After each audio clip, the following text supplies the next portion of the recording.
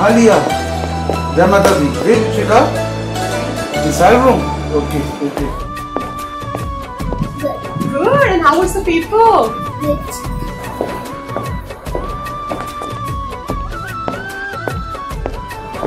अच्छा सी नानू आ गई। सी नानू आ गई। Hi Shika, how are you? Jai mata di. Hi Dichu. Love you. Hi Putra, how are you? Hi पापा। Hi मेरा पुत्र, I'm very Sonu. Love you. How are you? Himanshu से मिले। हिमांशु आया हुआ है बाहर। हाँ बेटा है। बाहर ड्राइंग रूम में ही है। तो मैं चलता हूँ। आजा। आओ। निकल। Hi Himanshu, जय माता दी, how are you? How are you? बहुत बढ़िया। आप बताइए कैसे? बहुत बढ़िया। तो बता कैसा आना हुआ? बस थोड़ी सी प्रॉब्लम चल रही थी, मैंने सोचा आपसे डिस्कस करूँ। पेरेंट्स वगैरह से नहीं डिस्कस कर सकता था, सोचा आपसे डिस्कस कर रही थी। अच्छी बात है। बस वही काम वगैरह मैं कर रहा था, जो कैफे वगैरह में जैसे काम करता हूँ, तो मैंने को नहीं बताया।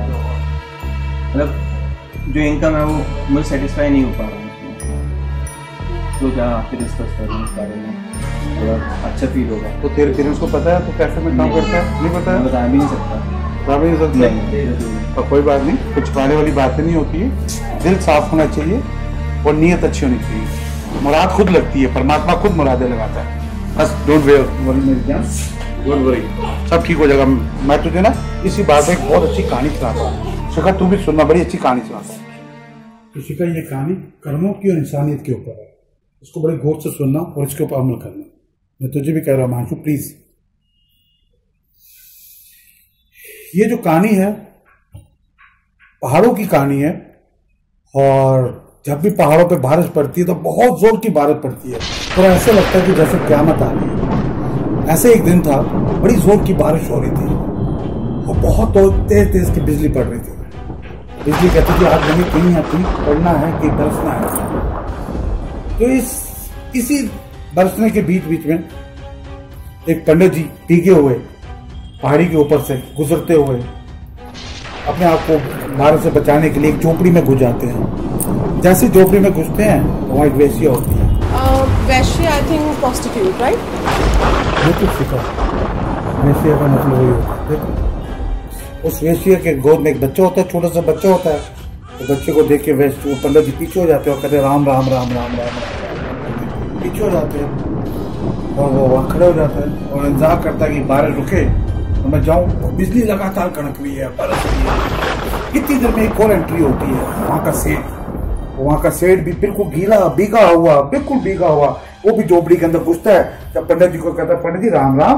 पंडित जी क्या हाल आपके? वो पंडित एक दूसरे को जानते थे, सेठ एक ही गाँव के थे। पंडित जी राम राम। पंडित जी भी राम राम का जवाब देते हैं और खड़े हो जाते हैं।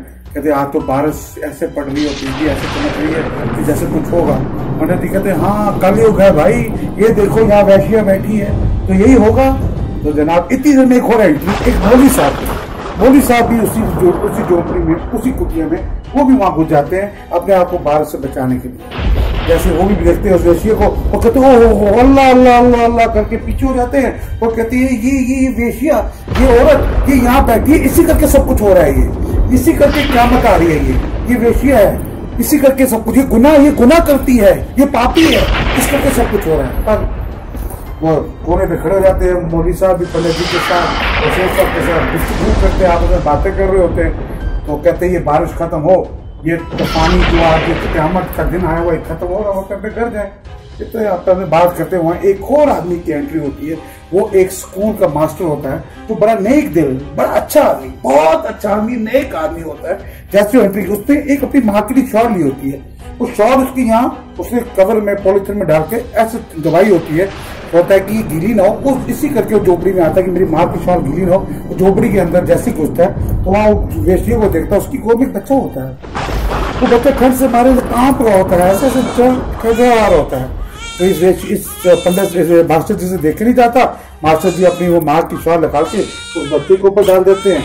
तो जैसे ही बच्चे के ऊपर वो शॉल डालते हैं और खड़े हो जाते हैं। और ये सारे लोग इंतजार करते हैं कि बारिश रुके, ये बिजली रुके और हम अपने घर जाए।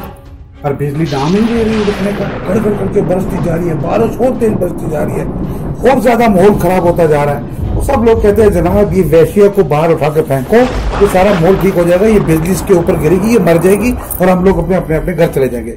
और मास्टर जी कहते हैं भाई साहब ये करना ठीक नहीं है, वो एक औरत है और उसकी गोद में बच्चा, ऐसा मत करो। आप अपने आप को बड़ा अच्छा गिन रहे हो, मैं मान के आप लोग अच्छे हो, आप सेठ हो, आप एक पंडित हो, आप एक मस्जिद के मौलवी साहब हो, मैं आप सबको प्रणाम करता हूँ, मैं मानता हूँ आपकी बात, आप बिल्कुल पाक हो।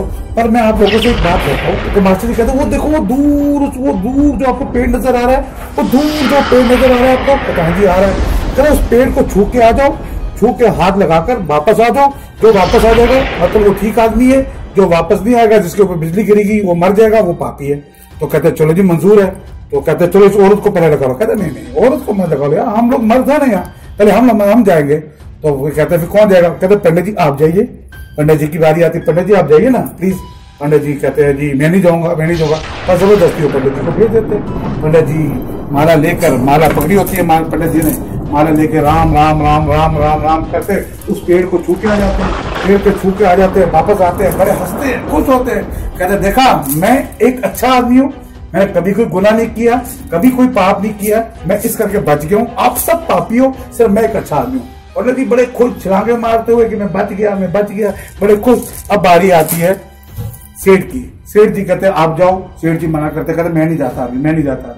पर चलो वो मास्टर जी कहते चलो मैं जाता हूँ, मैं होके आता हूँ। मास्टर जी उस जाकर वो दौड़ते हुए जाकर उस पेड़ को हाथ लगा के वापस आ जाते हैं। अब नेक आदमी होता है मास्टर, आता जाता है तो कोई शुक्र है भगवान का, भगवान ने मेरी इज्जत रखी, मेरे को भी कुछ नहीं हुआ, शुक्र तेरा दाते हैं, शुक्र करके वो कोने पे खड़ा हो जाता है। अब बारी आती है उस मौलवी साहब की। मौलवी साहब जाइए, मौलवी साहब भी हिम्मत करते हैं और अल्लाह का नाम लेते हैं, अल्लाह मुझे मेरे पे रहम बख्श, इतना कह के वो भी चले जाते हैं और पेड़ को छू के आ जाते हैं, पेड़ को छू के आते हैं, वो भी वापस आ जाते हैं बड़े ठीक ठाक। कहते देखा मैं एक पाक मुसलमान हूँ, मैं 5 दफा का नमाज पढ़ने वाला आदमी हूँ, मैं बच गया, मैंने कभी कोई गुनाह नहीं किया, गुनाह किया इस वेश्या ने, ये जो यहाँ बैठी है, ये सब गुनाह इसके हैं, इसको उठाओ और इसको बाहर फेंको। तो वो उसको कहता जनाब मुझे ऐसा मत कीजिए, अब ऐसे शेर साहब आपकी बारी।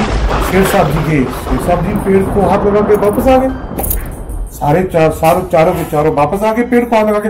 अब ये सारे कि अब तो देखो जी प्रूफ हो गया, गुनाह ये औरत है, ये गुनहगार औरत है, इसका बेटा गुनहगार है, इसको उठाओ और इसको यहाँ से बाहर फेंको। मास्टर जी कहते हैं ऐसा मत करो, ऐसा प्लीज मत करो, ये कोई तरीका नहीं है, कोई इंसानियत नहीं है। पर मास्टर जी कोई बात सुनता नहीं है, वो बच्चे को और औरत को उठाते हैं, जैसे ही बाहर फेंकने लगते हैं तो क्या होता है, वो बच्चा जो उस औरत की गोद में होता है वो उसकी गोद से निकल के अलग गिर जाता है और औरत अलग जगह गिर जाती है पहाड़ी के उस तरफ। मास्टर जी से देखा नहीं जाता, वो बच्चे को झपकते हैं, वो बच्चे को बचा लेते हैं और इतनी देर में झोपड़ी के ऊपर बिजली गर्म करके पड़ती है और वहां पर तीनों के तीनों वहीं मर जाते हैं। तो जनाब कहने का मतलब है कि कर्म सिर्फ कर्म, इन कर्मों से ही सब कुछ होता है, वो डिसाइड ऊपर वाला करता है। Too good, very impressive. That's it. अब तू फैसला कर कि काम बड़े होते हैं कि कर्म बड़े होते हैं। कर्म। मैं आज मतलब आपने मेरे को ये कहानी सुनाई, उसके बाद मुझे अब रियलाइज हो रहा है कि मीन्स मैं जो काम कर रहा हूँ छोटा बड़ा नहीं है, इसमें कुछ छोटा बड़ा नहीं होता। मैं आपसे ये कहना चाहता हूँ, किसी के पास ज्यादा दौलत, किसी के पास कम दौलत, ये पैमाना नहीं है, ये पैमाना नहीं है इंसानियत का, उसके कर्मों का। इसका किसको भूल जाओ, कभी दौलत बहुत भगवान किसको देता है कि उसका ये मतलब नहीं है कि इसके कर्म अच्छे है तो उसके बाद दौलत नहीं, उसका कोई मतलब नहीं। इस चीज को बिल्कुल अपने दिमाग से लिखा दो और अपना 100% पर काम में दो, एक दिन जरूर आप कामयाब हो। ठीक है, ये ग्रंथ साहब में भी बड़ा क्लियर लिखा है, बड़ा क्लियर मेंशन है हमारे ग्रंथ साहब के अंदर कि आपके नियत से आपको पाप लगेगा, पाप नीतों को लगेगा, आपके कर्मों पर आपको सब कुछ मिलता है। तो therefore you do work hard and be a bold man यार, और हंसता रहा कर जीवन में। I love you।